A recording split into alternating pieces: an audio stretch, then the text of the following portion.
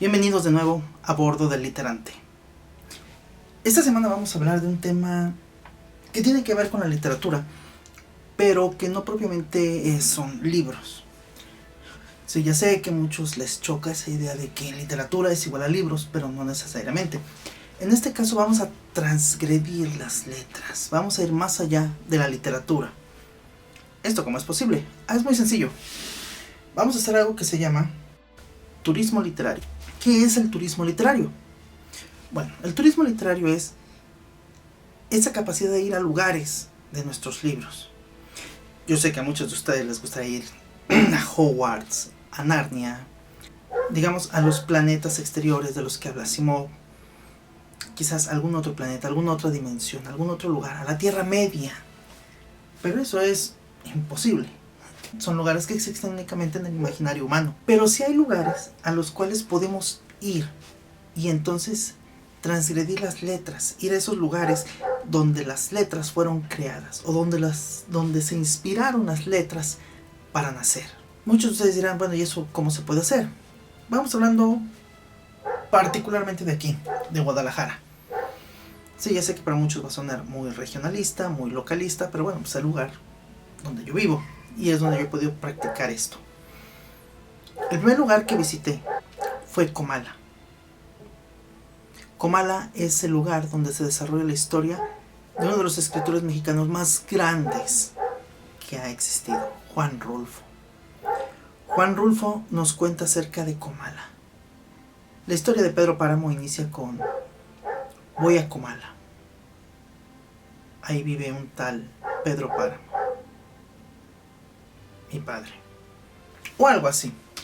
El punto es que cuando vas a Comala, empiezas a buscar esos lugares, empiezas a sentir la magia que inundó a Rulfo para poder describir ese lugar donde los muertos conviven con los vivos. Rulfo se caracterizó por hacer ese tipo de literatura rústica, ese tipo de literatura fantástica que hacía que nosotros viajáramos a esos mundos imaginarios y los hiciéramos y los tomáramos como reales. Esa es la magia de Juan Rulfo, esa es la magia que nos motivó a conocer Comala, y fue la magia que al momento de estar en ese lugar, sentado en la plaza, viendo ese pueblo mágico, sabiendo que a algunos cuantos kilómetros hacia allá estaba la carretera mágica, la cual les recomiendo visitar, te da una sensación de pertenencia. Es como si transgredieras esta realidad y entraras en el libro para formar parte de esa historia. Y en estas vacaciones pasadas que salimos, tuvimos la fortuna de ir a un poblado muy pintoresco de Michoacán, Santa Clara del Cobre. Santa Clara del Cobre es famosa por sus artesanías que hace, pues, obviamente en cobre, pero también por una situación. Uno de sus hijos consentidos, una de las figuras emblemáticas de este lugar es Pito Pérez. Hay una novela que se llama La vida inútil de Pito Pérez. La vida inútil de Pito Pérez narra las aventuras o desventuras a manera de una comedia picaresca española, como El Lazarillo de Tormes o como El Sombrero de Tres Picos, donde este personaje, un borrachín de este lugar, le cuenta sus historias a un escritor. Bueno, no es un escritor en ese momento, pero se las cuenta a un amigo de él al calor de las copas. Y este personaje dice: ¿sabes qué, Pito Pérez? Un día voy a escribir un libro con todas tus aventuras. Pito Pérez se ríe y dice: sí, y claro, como si fueras a hacerlo. Y como si alguien se interesara en leer algo acerca de mí. José Rubén Romero escribe La vida inútil de Pito Pérez y se convierte en un clásico. Se convierte en una de esas historias apasionantes con ese personaje tan entrañable que nos hace sentir entre pena, risa, a veces un poco de ira por lo ingenuo que es en algunas ocasiones o por lo descarado que puede llegar a ser. Y esta obra, bueno, ha sido llevada al cine en 3 ocasiones, si mal no recuerdo, con Antonio Badú, con Tintán, que es una de las más importantes, y con Ignacio López Tarso. Es una historia que nos cuenta de una manera muy pícara. La de Tintán es genial, vean la de Tintán. La de Tintán creo que es una de las representaciones más jocosas, con esa filosofía propia de las personas que no tienen nada que perder y que van y experimentan la vida sin ningún temor. Así pues, Así es como se puede hacer este turismo literario. Yo sé que en los lugares donde ustedes viven probablemente haya escritores locales. Bueno, no probablemente, debe haber escritores locales. Y muchos de estos escritores locales escriben del lugar donde viven, iniciando. Al hacer esto, lo que hacen es llevar al lector a ese mundo fantástico que ellos ven y que trasladan a través de sus letras a estos universos. Lean a estos escritores locales y entonces se darán cuenta de que al momento de que vayan y visiten las calles, sentirán como que son parte de esa aventura. Sentirán que forman parte de la historia que el escritor llevó a cabo para ustedes, lectores. Eso es lo impresionante del turismo literario, que te permite viajar y transgredir las letras, transgredir esa cuarta pared, pero no del personaje hacia ti, sino de ti hacia la historia. Adentrarte en las profundidades de esas calles, caminar, andar, reconocer cada uno de esos lugares donde los personajes caminaron. No hay nada más emocionante que hacerlo. ¿Quiénes de nosotros no nos gustaría en un momento dado pues recorrer todos esos lugares que nuestros escritores se hicieron famosos? La calle donde vivió Sherlock Holmes, Baker Street, para darse cuenta que el número 221B en realidad no existe. ¿O qué tal ir a Arkham?